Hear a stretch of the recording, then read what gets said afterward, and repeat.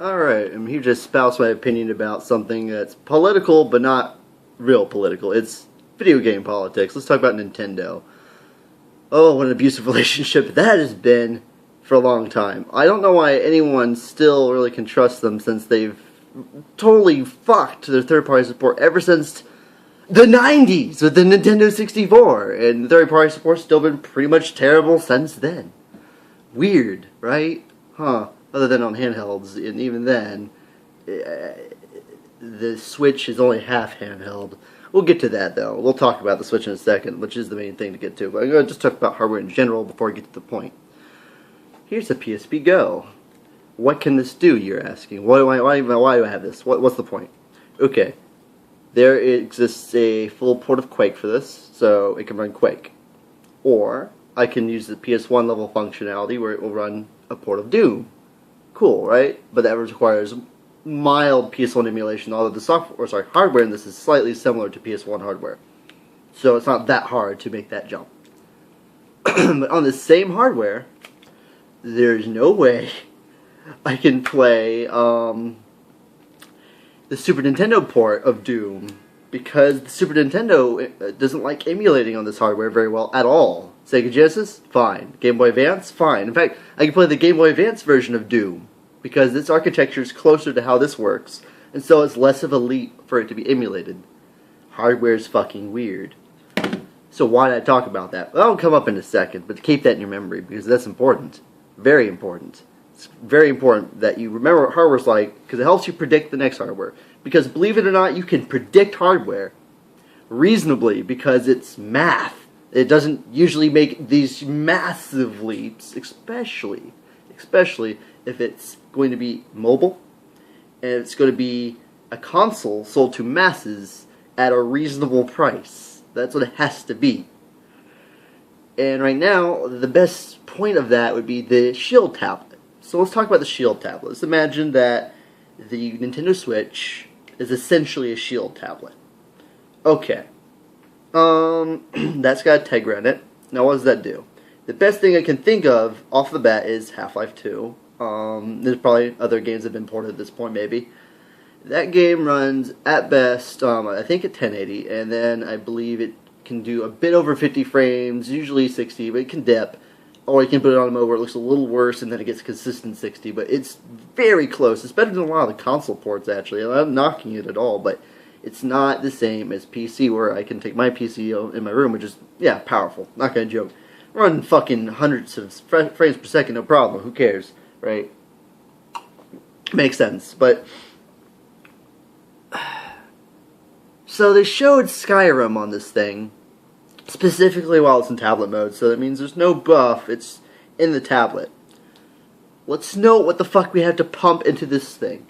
We have to put a battery, we have to put a motherboard, we have to make it cool off some way, I have to make sure it all thermic, or if it's not even cooling off, if it has a certain limit of thermals it can hit. Therefore, it can only be clocked so high, otherwise you're going to be holding a fireball, because physics are very important. Did you know that? You know, last I checked, we've had that problem. Samsung was selling fireballs to people that were going off in fucking airplanes. Oops, they called them the Note 7, or I think it was. They discontinued it. Who cares? It's gone. And I'm sure they didn't mean for it to work out that way, but unfortunately it worked out that way, right? But I'm not saying that these things are going to explode, by the way. That's kind of an outlier. I'm saying they're going to have to clock these things down so they don't overheat. What even are they going to put in there? They're going to need to do it much better than the current Tegra, because the current Tegra can almost perfectly run Half-Life 2, which is a very old game on a very, very streamlined engine. And this is an ARM processor, which is not an x86 processor. It's a completely different kind of architecture, right? Skyrim's spaghetti code. Skyrim is coded like trash. Actually, most Bethesda games are coded like trash. Honestly, they really are. There's no getting around it. Fallout 4 on PC was apparently really bad. I don't know if they fixed it since, but on launch it was really bad. And that was supposed to be essentially evolved, souped up Skyrim engine. So I already do not trust them, by the way, to port Skyrim engine to something else because they already tried it just then apparently, and it fucked up.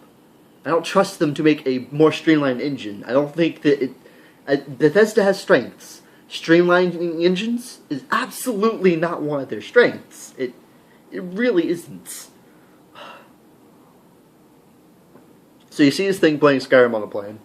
Also, the battery life that they're making it seem like it has... Literally, I'm saying physically impossible. I mean, I'm sure it's physically impossible without the battery technology being really fucking sophisticated at this point. The nicest... And this is by the way, this is like insane sounding to me, but 3-hour battery life. That's my prediction. Maybe... this is why I think they would advertise it. Wouldn't actually be that, but I think they're going to advertise for. I think it's 3. There's no way, and more likely it's going to be fucking like 2 hours or something. But like, there's no way. Like laptops are running these kinds of games, and they don't have very good battery life for a reason. It takes a lot to do this. You know, it's not. Hardware takes power to drive. To run Skyrim like on my desktop, it's running a nice, powerful system with 2 things that have big-ass heat sinks and fans going. You can't put that in a tablet. So you had to do something to massively scale the game to make it work right. So it makes you wonder, how is the game on this Wii U tablet going to look like the Super HD remastered version they are showing off? How's it going to look like that on hardware that might be a little bit better than hardware that currently can almost perfectly run a Source Engine game? It couldn't. It really couldn't. And want to know what's even worse? Oh, they said, the developers specifically at 2K and fucking Bethesda both said, well, we let them put the video, we collaborated a bit for the trailer for the Switch, but we aren't really announcing any games. We don't have any games on the docket. We're just, we believe in the Switch. Okay, so I just want to just go over something real quick here. Nintendo's literally been doing this since the N64. Please follow me. I'm going to go back to the Nintendo 64. Let's talk about Killer Instinct. Not the new one, I love it, but the old one. Originally, for the Ultra 64, they were going to release the full arcade version of Killer Instinct. That didn't really happen. Instead, there's a botched Super Nintendo port, which is still great, but it's not the same as the arcade version. And then later on, there's a really botched arcade port of the second game, not the first game, but the second game on the N64 came out later. That was a lot different than the arcade version graphically. It was honestly wonk. But there's never the first game on the N64, ever. So stuff like that's happened all the time with Nintendo, where they'll announce a bunch of different games that really never come out. And you might be like, well, I mean, sometimes stuff doesn't peter out, but it's really, really consistent, and it got worse and worse as time's gone on. Especially with the Wii U, there's loads of games they announced that just did not come out. Most of them third-party, obviously. So I have every reason to not trust them. No one has any reason to trust them and actually releasing every game they're going to show you. If they're going to show you every one of these games, there's no way you can trust almost any one of those, other than maybe the first-party games. And I don't even trust those, because plenty of those have gotten canceled over time, Star Fox 2, who cares? This shit like that. So, as far as the hardware itself goes, what I even think, I mean, I want to like aspects of it, but it's so many ways about how they approach this was too snake oil for me that I can't trust them in the offset. I can't even, throw myself into the hypothetical world where I know it works, because I already know it doesn't work, so I just don't want to, think about what could be, because then I feel like shit about it. This will never happen, though. I mean, I'd rather think about something completely different, therefore being able to fictionalize something already fictional in the first place, so I don't have anything real to look at to have lower expectations, crashing down on me. That's called, it's called bad feels. I don't want to do those. So I, don't raise my expectations. Anyway, don't raise your expectations for the Nintendo Switch, unfortunately, because, Skyrim's not going to be running on Tegra hardware. If it does, I'm going to be amazed. Really amazed. I mean, really, it's like the most lame possible science fiction to me. They might as well have had the thing make you fly a little bit to be a little more interesting. If we're going to do some sci-fi shit, Nintendo, please.